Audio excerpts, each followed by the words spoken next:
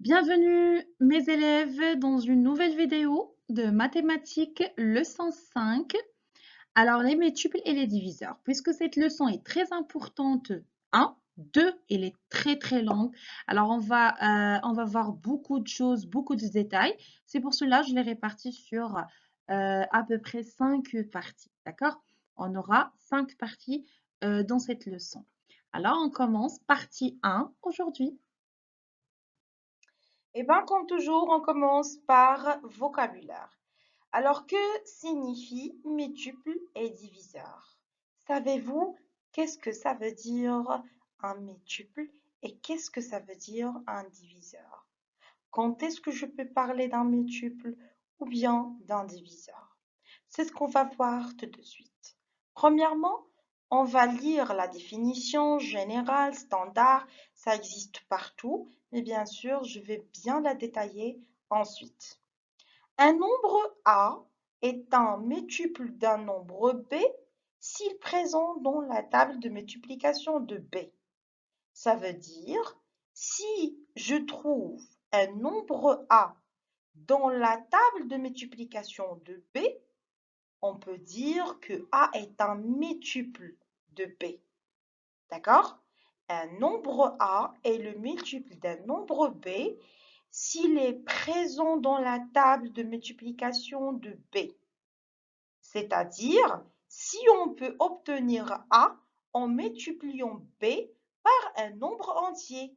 S'il existe un nombre entier fois B, ça me donne A, donc A est un multiple de B. Prenons l'exemple suivant. 7 fois 8 égale 56. 7 représente ici B et 56 représente A. 56 est un multiple de 7 car il est présent dans la table de multiplication de 7. Autrement dit, il y a un nombre fois 7, un nombre entier fois 7, ça me donne 56. Du coup, 56 est un multiple de 7. Et non pas seulement de 7, mais aussi de 8. 56 est un multiple de 8 car ça existe dans sa table de multiplication. Et il y a un nombre entier fois 8 qui me donne 56. Donc, 56 est un multiple à la fois de 8 et de 7. Alors, maintenant pour le mot diviseur. Un nombre B est un diviseur du nombre A. Alors, toujours, je garde A et B, les mêmes nominations qu'on a eues avant.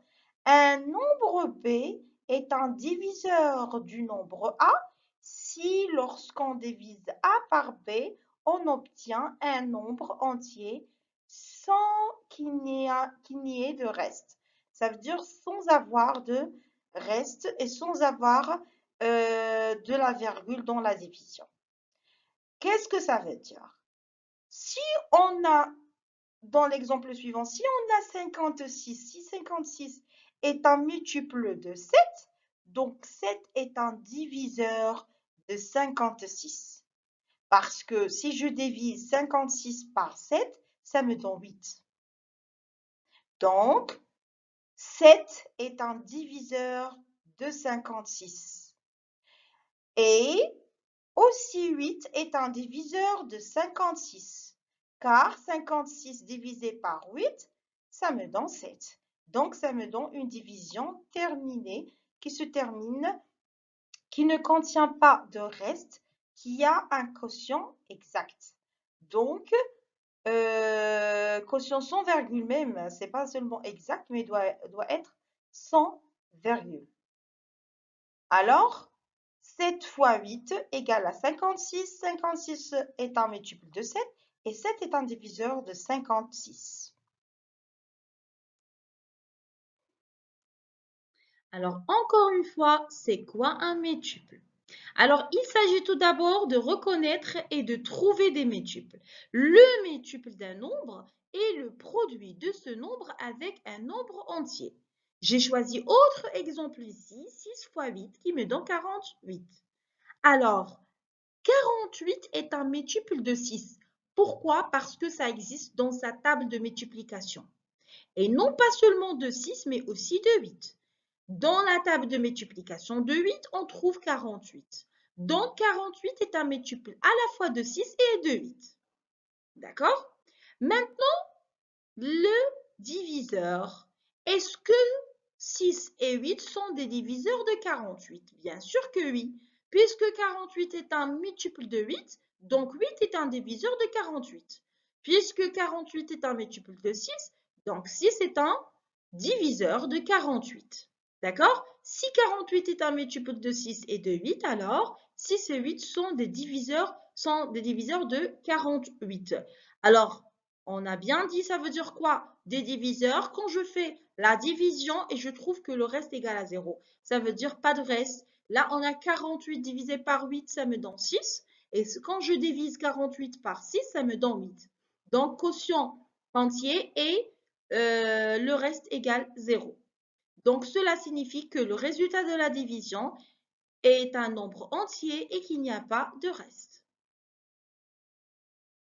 Alors, puisqu'on a bien compris c'est quoi un multiple et comment je peux trouver un multiple d'un nombre, du coup, la question qui se pose, est-ce qu'on peut avoir comme consigne, donnez-moi ou bien citez tous les multiples de 4, par exemple, tous les multiples de 8, tous les multiples de 5, de 100. Est-ce qu'on peut avoir comme consigne, citer tous les multiples? Eh bien, bien sûr que non. Alors, prenons l'exemple qu'on a ici. 4 fois 3 égale à 12. 12 est un multiple de 4, bien sûr. Mais si je veux citer tous les multiples de 4, on commence bien sûr par 0, 4, 8, 12, 16, tout simplement le produit de sa table de multiplication. Mais regardez là, j'ai mis 3 points. Ça veut dire que je n'ai pas encore fini, qu'il y en a encore. Du coup, on ne peut pas préciser et citer tous les multiples de 4 parce qu'ils sont infinis. C'est pour cela qu'en consigne, on doit préciser. Alors, vous pouvez avoir comme consigne, par exemple, citer les multiples strictement inférieurs à 14. Du coup, tu vas citer 0, 4, 8, 12. D'accord? Ou bien les multiples encadrés entre 18 et 40. Du coup, tu vas citer 20, 24, 28, 32, 36 et 40, puisque je n'ai pas dit strictement, donc et 40 aussi, y compris 40. Donc, toujours dans la consigne, on doit donner une condition. Comme ça, vous pouvez facilement préciser, déterminer les multiples d'un nombre. D'accord? Alors, pour trouver les multiples d'un nombre, il suffit de le multiplier par un autre nombre. Par exemple, je prends 4, je le multiplie par 3, ça fait 12. Donc, 12 est un multiple de 4. D'ailleurs, pour trouver tous les multiples de 4, on compte de 4.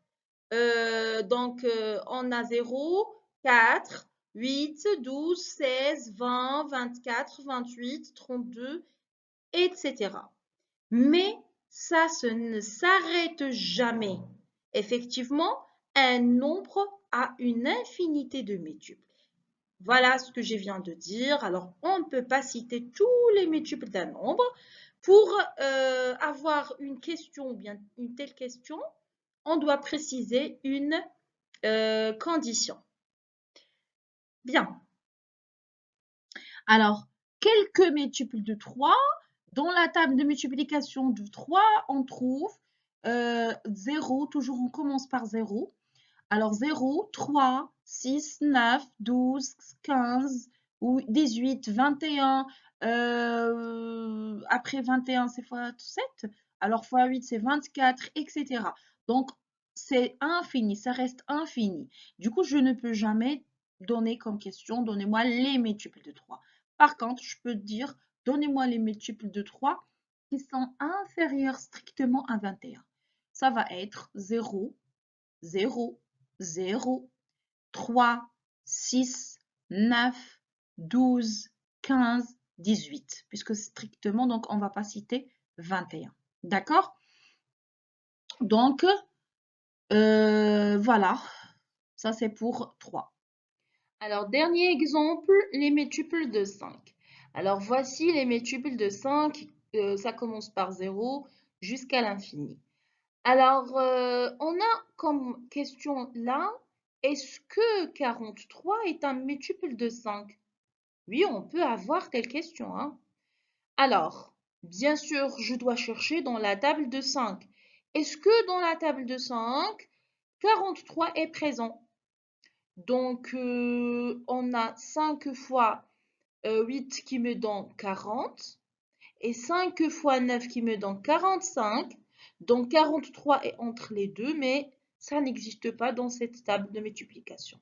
Du coup, 43, ce n'est pas un multiple de 5. D'accord?